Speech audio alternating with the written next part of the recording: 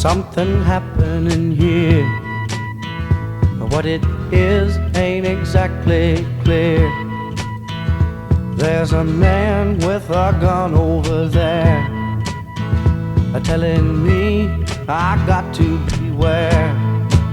I think it's time we stop. Children, what's that sound? Everybody look what's going down.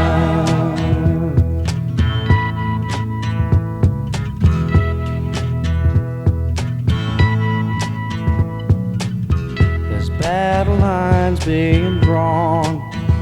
Nobody's right if everybody's wrong.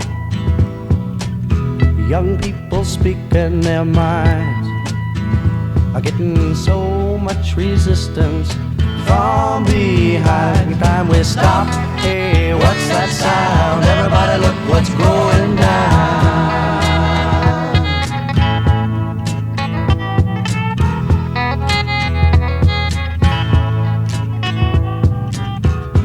What a field day for the heat. 1,000 people in the street, singing songs and carrying signs, mostly say hooray for our side. It's time we stop. Hey, what's that sound? Everybody look what's going down.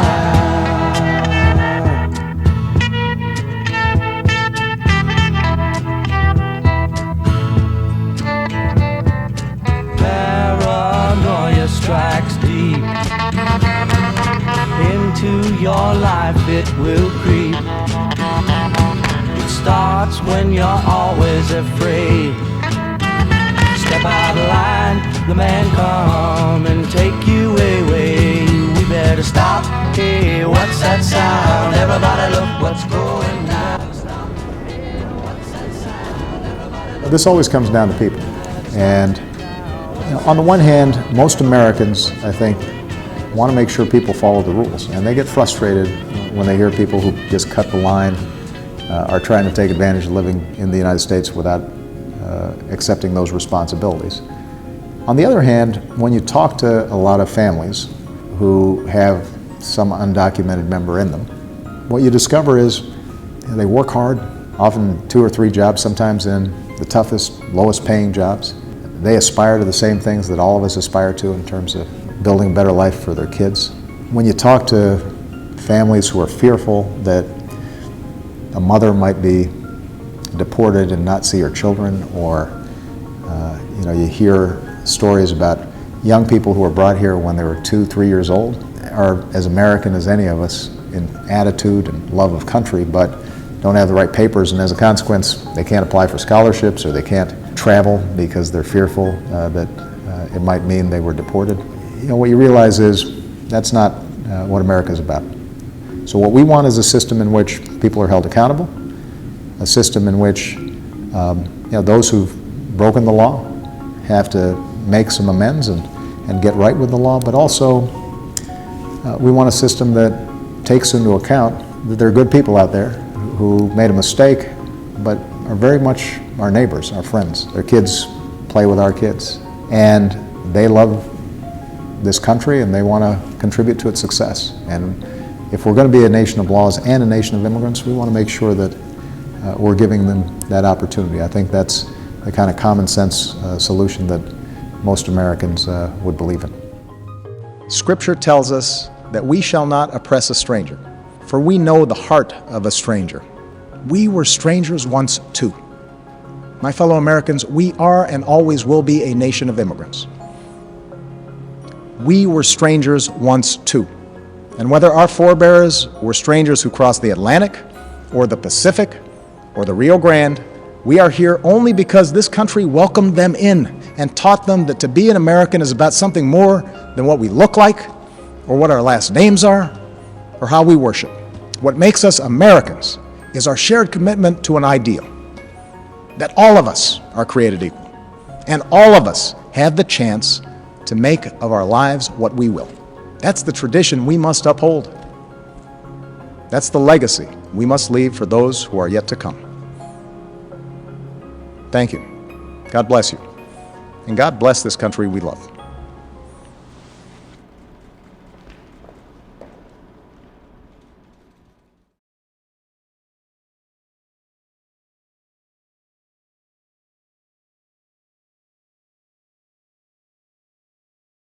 Obama administration did announce that they want these employees to be freely roaming around, or probably might not be in the backlog. They never indicated at any point of time.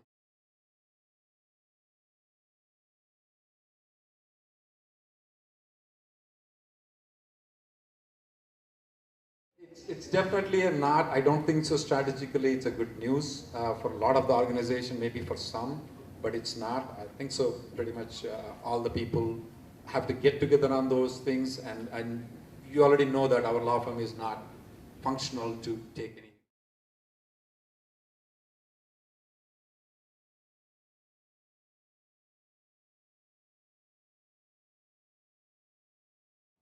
Illegal. You have to understand that once an employment authorization is given, it is tough to take it back. And that's what exactly happened before, where they have given the employment authorization to the undocumented kids. These kids went and they spoke in the churches. The result of it is that Democrats win with 5 million votes. Okay. Legacy is gone. I'm sorry? You miss the legacy if you don't do.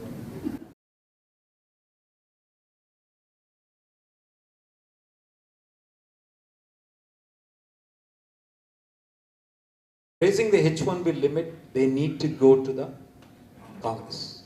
So that's dead. So the only way they are trying to do by extending it, by giving 24 months on top of the 12 months of the STEM extension, is bypassing the Congress. That's it. Any other questions, guys? Well, I'll be here for questions and we'll meet tomorrow.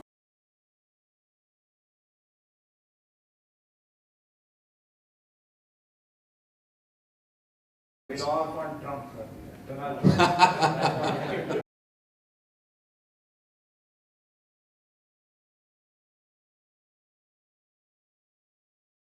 Of you again, it's will be current next month. Everybody will keep getting numbers will be priority date will be current. So how many of you feel really threatened? Of course.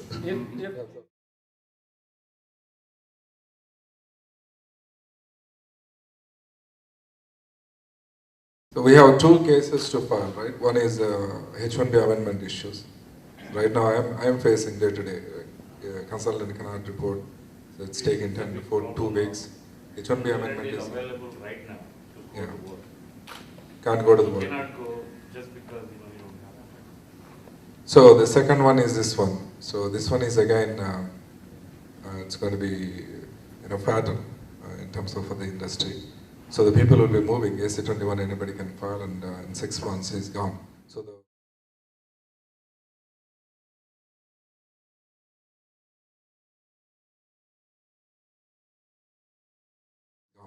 the total employment period is coming down to 1 year instead of 5 years for us. So the total cost we need to recoup within 1 year.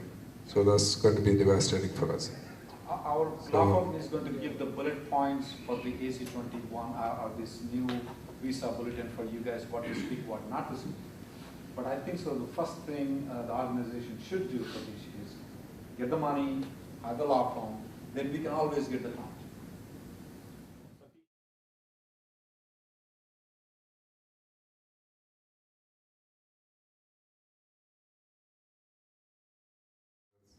We have valid case as Rahul is saying, and based on that particular clause, if the numbers are not available, then they are not supposed to adjudicate the cases. So My suggestion is take over, Satish.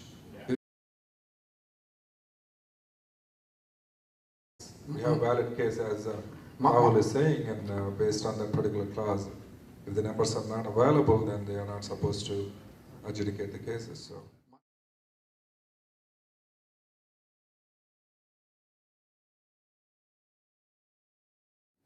Satish, are you proposing about lobbying or?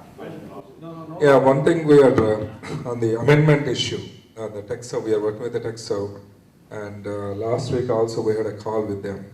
So it's working on hiring a law firm to file the lawsuit, and that is happening, and this came in. So we'd like to add this to the cause, and TechServe is already allocated $25,000 as a budget, and we promise that we can contribute, at least what was the remaining amount of the money, at least maybe may take around $75,000 more.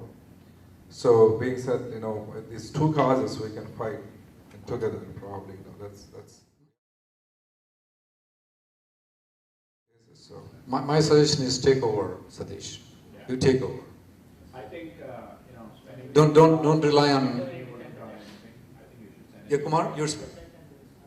Kumar, you're. Yeah, come on.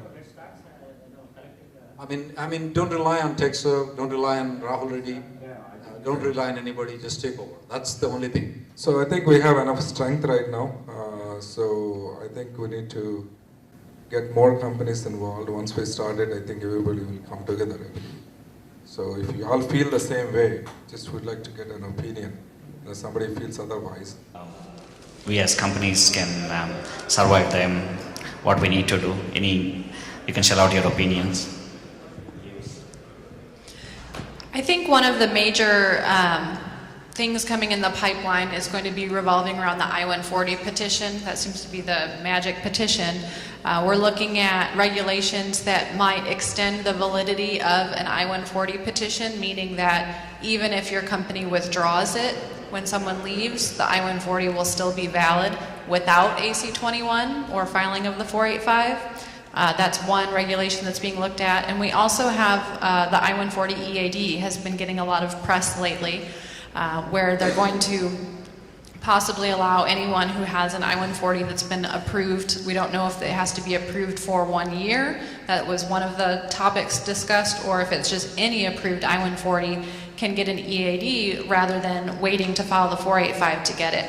So I think going forward for employers, the name of the game is going to be survival of the fittest. You've got to be ready to adapt and change and be able to move quickly so that you can survive these changes, because they're definitely going to have an impact on your business.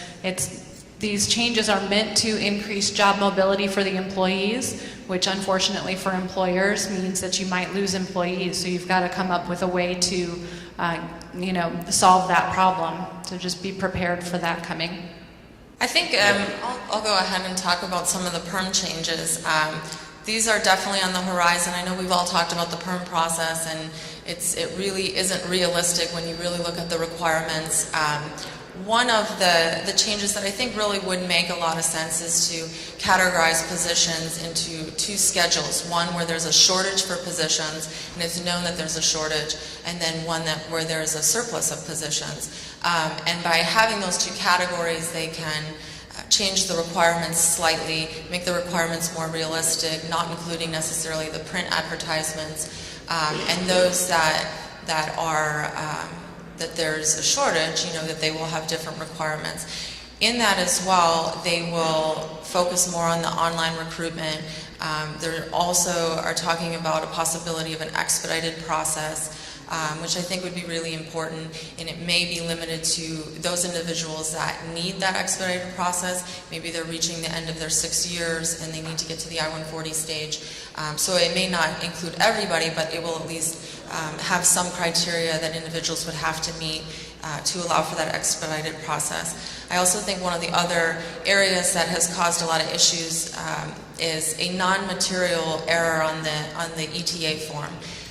If there is a denial and it's simply because of a typo, or maybe the year was 2016 instead of 2015 or something like that, it doesn't make sense to, when you did all the recruitment, that's something that is a typo on the application. It didn't affect the recruitment. Everything you did was bona fide.